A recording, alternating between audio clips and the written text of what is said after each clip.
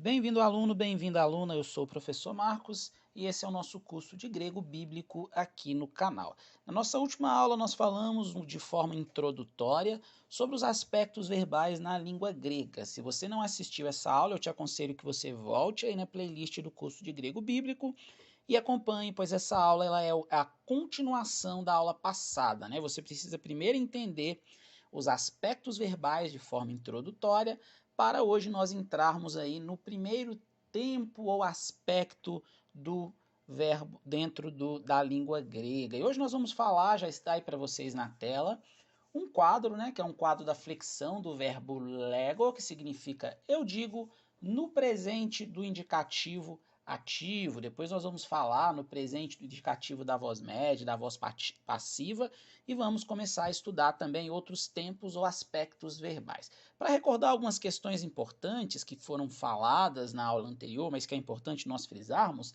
a principal função do aspecto ou do tempo verbal na língua grega é bem diferente da função do tempo verbal na língua portuguesa. Porque a função principal na língua grega é indicar o tipo de ação e não tanto o momento. Ela não foca muito no tempo, né, no que ocorre ali, no quando. Tanto que a gente poderia dizer que no português o tempo ele está mais relacionado ao quando acontece ali aquela ação, e já no grego está mais relacionado ao como aquela ação se desenvolve, pensando no aspecto, no tipo e na qualidade da ação. Então o presente ele vai indicar que essa ação ou ela é incompleta, né, ou que então ele está acontecendo. Pode ser chamada de linear ou durativa. Nós vamos perceber isso ao longo dessa aula. Então acompanhe aí esse quadro que está projetado para vocês. Observem que tem lá o singular e o plural, as três pessoas do singular e as três pessoas do plural, indicando número, pessoa e propriamente a tradução do presente do indicativo ativo. Primeira pessoa do singular, nós temos aí a raiz, né, que seria o leg, de onde veio o lego. Observem que tem um tracinho que separa o leg em cada uma das pessoas aí do singular e do plural. Por quê? Para que a gente vá conjugar, para flexionar um determinado verbo que esteja, né, ali no presente do indicativo ativo, nós vamos ter que encontrar a raiz é lego, que é eu digo, vamos retirar o ômega e vamos acrescentar a terminação específica daquela pessoa e daquele tempo, né? A primeira aí que aparece para vocês, a primeira pessoa do singular é o lego, leg mais o ômega que vai mostrar que é a primeira pessoa do singular, tanto masculino quanto feminino. Então, eu digo como uma ação ali incompleta ou eu estou dizendo como uma ação que está em desenvolvimento. Por isso que a gente fala que pode ser chamada como linear, pense em uma linha que vai continuamente seguindo, ou durativa, uma ação que está acontecendo.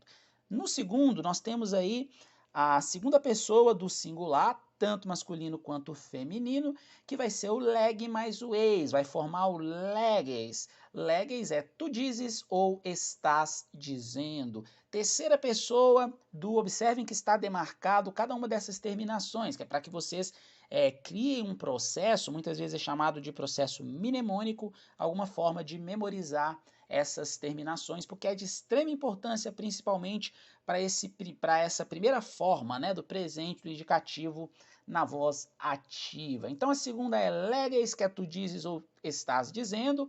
A terceira pessoa do singular, que serve tanto para o masculino quanto para o feminino, é o leg mais o ei, que vai formar o lege. Lege significa ele ou ela diz ou está dizendo. Indo para as formas no plural, nós vamos ter também a primeira, a segunda e a terceira pessoa aí representada no quadro.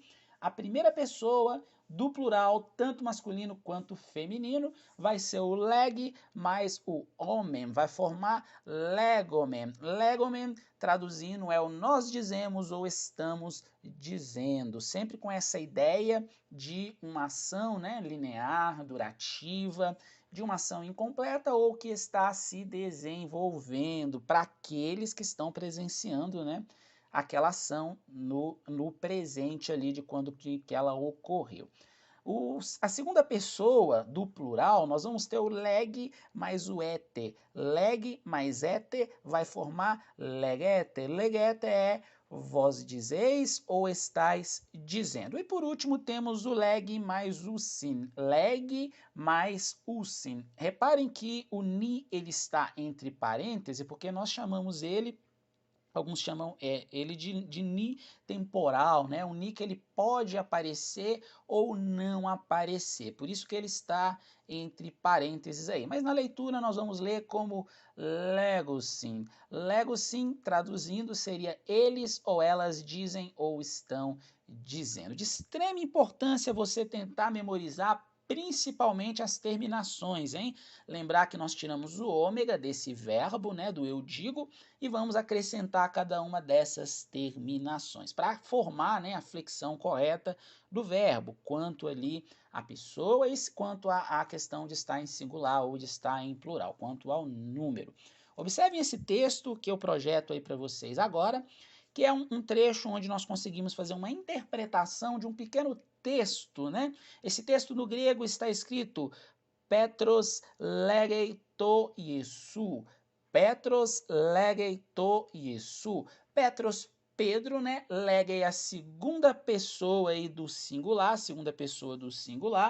que seria, né? Nesse caso, o pensamento, né? De ele, e a gente consegue fazer a correta interpretação. A gente consegue fazer a correta interpretação quando nós interpretamos todos os agentes que fazem parte ali desse texto. O que tem de importante nesse Petros legei to Iesu? Petros legei to Iesu, o que tem de mais importante é o que está demarcado para vocês, que é o legei. A gente vai fazer uma breve interpretação desse legei, né? O que nós conseguimos interpretar aí nesse legei? Primeiro, que se fôssemos traduzir, traduziríamos como ele, né?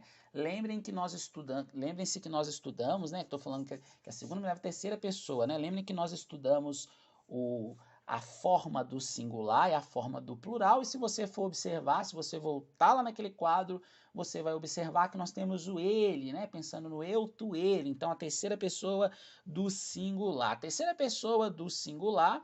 E, além disso, está na voz, né? A voz que nós chamamos de voz ativa, o modo vai ser conhecido como modo indicativo. Indicando o quê? Indicando uma ação incompleta ou uma ação que está se desenvolvendo. Fazer essas indicações, fazer essas visualizações não é uma coisa muito difícil, mas é necessário que você tenha uma certa prática. Então, esse verbo legei, que está aí demarcado para vocês, vai estar na terceira pessoa do singular. Terceira pessoa do singular, legei. O leg mais o ei, né? Formando ele diz ou ele fala. Essa então foi a nossa aula para abordar os principais aspectos do presente, do indicativo na voz ativa. Na próxima aula vamos falar um pouco do presente do indicativo ativo, porém nas vozes média e passiva. Aguardo vocês!